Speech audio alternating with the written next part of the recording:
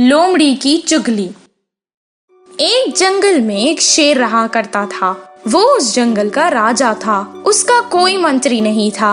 वो जंगल के ही किसी जानवर को अपना मंत्री बनाना चाहता था। लोमड़ी को जैसे ही इस बात का पता चला, उसके मन में लालच जाग उठा। अब वो ही इस जंगल की मंत्री बनना चाहती थी। तभी लोमड़ी एक बुट्टी में आम लेकर शेर के पास आई।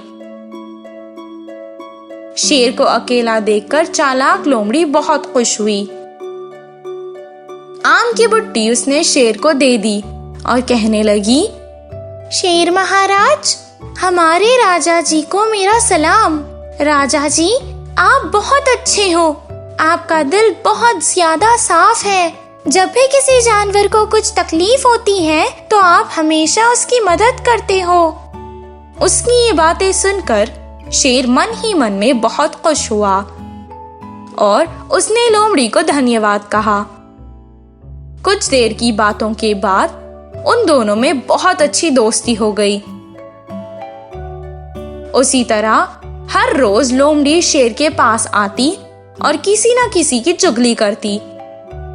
एक दिन उसने शेर से हाथी की चुगली की कि हाथी सारे जंगल में अपने आप को शेर से भी बड़ा बताता फिर रहा है।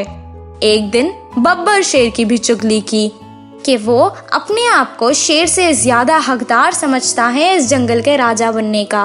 और एक दिन उसने एक बंदर की चुगली की कि वो शेर से ज्यादा मौज मस्ती करता है। ऐसे ही रोज चुगली करते करते वो अपनी भी बड़ाई करती थी। लोमड़ी की रोज रोज की चुगलियां सुनकर शेर तंग आ गया था। एक दिन उसने सोचा कि वो जंगल जाकर सभी जानवरों से मिलकर सच्चाई मालूम करेगा।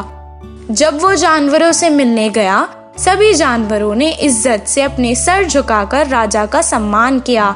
यहाँ तक कि बब्बर शेर भी राजा के सामने सर झुकाकर इज्जत से खड़ा था।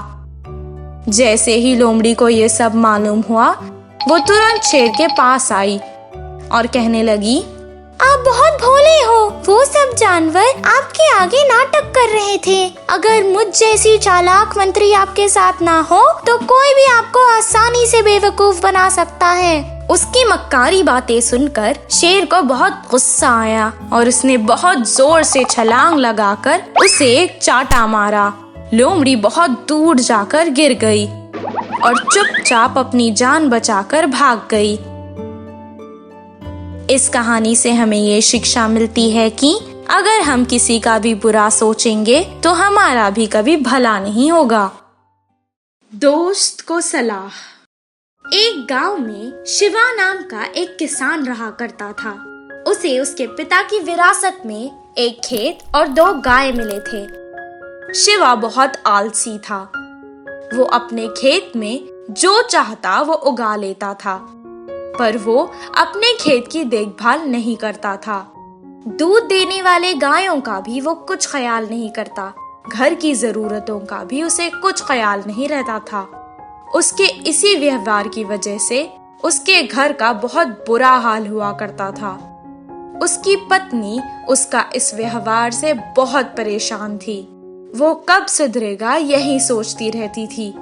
एक दिन उसका एक दोस्त मोहन उसके घर आया। जब उसके दोस्त ने उसका घर देखा तो वो परेशान हो गया। वो शिवा को सलाह देना चाहता था कि वो सुधर जाए। कुछ देर सोचने के बाद उसने कहा, दोस्त, तुम्हारे घर की ऐसी हालत देखकर मैं बहुत दुखी हूँ। तुम्हारे सभी कष्ट दूर हो जाएंगे। मेरे पास ऐसा एक उपाय है। शिवा की खामोशी देखकर उसकी पत्नी ने जवाब दिया, हाय साहब, आपके पास हमारे कष्ट दूर करने का उपाय है ना? आप उसे बताइए, ये सुन रहे हैं। हर रोज सुबह सुबह हमारे गांव में एक सोने की चिड़िया आती है, पर किसी को भी इसके बारे में नहीं पता। एक बार अगर कोई उसके दर्शन कर लेगा तो कभी उस पर कोई कष्ट नहीं आएगा।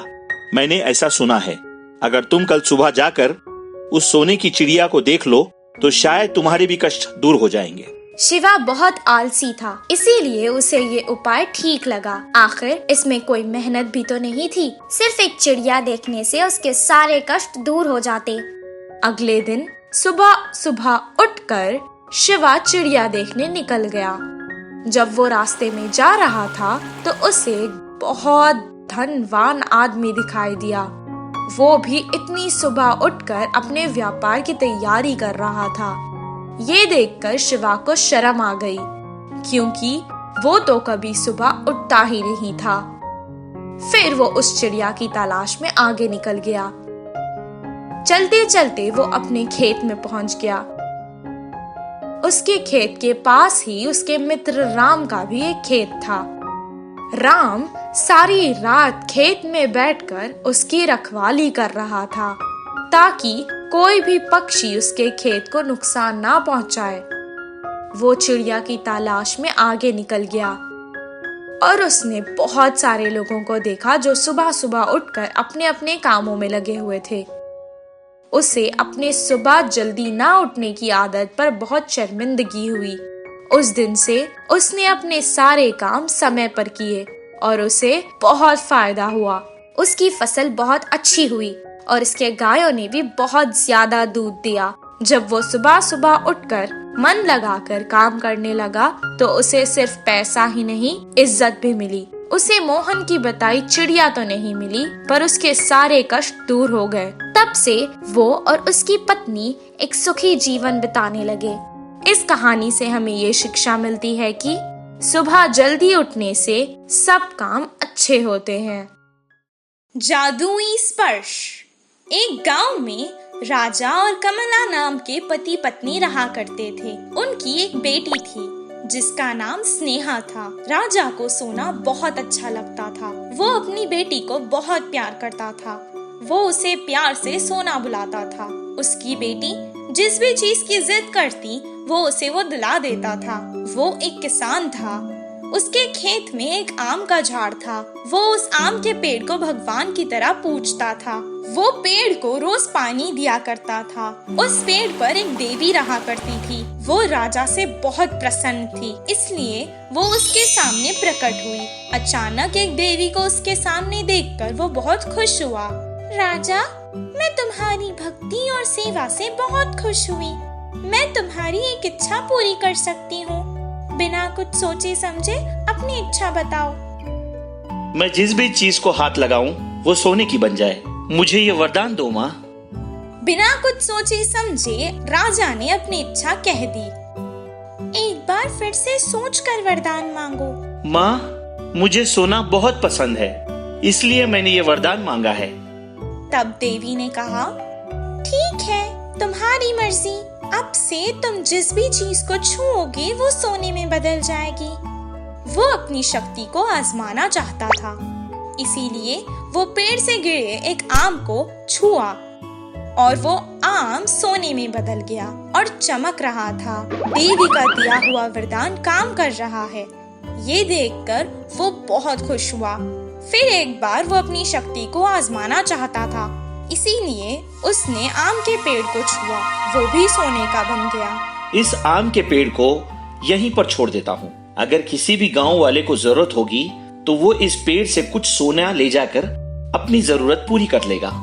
इतना कहकर वो अपने घर वापस चला गया और अपनी पत्नी को सारा किस्सा सुना दिया। तभी उसकी पत्नी को दिखाने के लिए वो घर में रखे कुछ चीजों को छूने लगा और वो सोने में बदल गई। कुछ देर के लिए उसकी पत्नी बहुत खुश हुई, लेकिन इसका परिणाम सोचकर वो दुखी हो गई।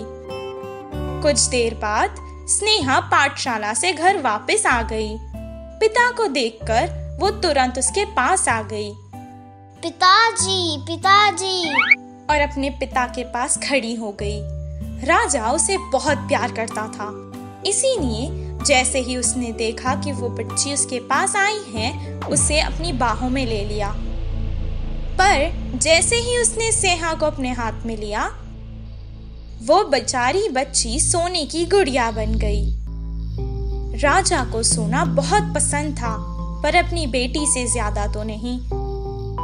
अपनी बेटी को ऐसे देखकर वो रोने लगा। अचानक वहाँ वो वरदान वाली देवी प्रकट हुई और कहने लगी, क्या हुआ राजा, क्यों याद किया मुझे? मुझे ये वरदान नहीं चाहिए माँ, ये वापस ले लो और मुझे मेरी बेटी दे दो। मैंने तभी तुमसे कहा था ना, कि दोबारा सोच समझकर वरदान मांगो। ठीक है, जैसा तुम चाहो। अब तुम्हारे पास कोई शक्ति नहीं होगी, तुम साधारण इंसान हो जाओगे और जो भी चीजों को तुमने छुआ है वो सोने से वापस साधारण हो जाएंगी। जैसा देवी ने कहा था, उसकी शक्तियां भी चली गई और जो चीजें उसने सोने में बदल दी थी वो भी साधारण पैनी जैसी हो गई। इसके बाद उसने कभी लालच नहीं किया और अपने परिवार के साथ खुशी खुशी रहने लगा। इस कहानी से हमें ये शिक्षा मिलती है कि अपने पास जो होता है उसी में खुश रहना चाहिए।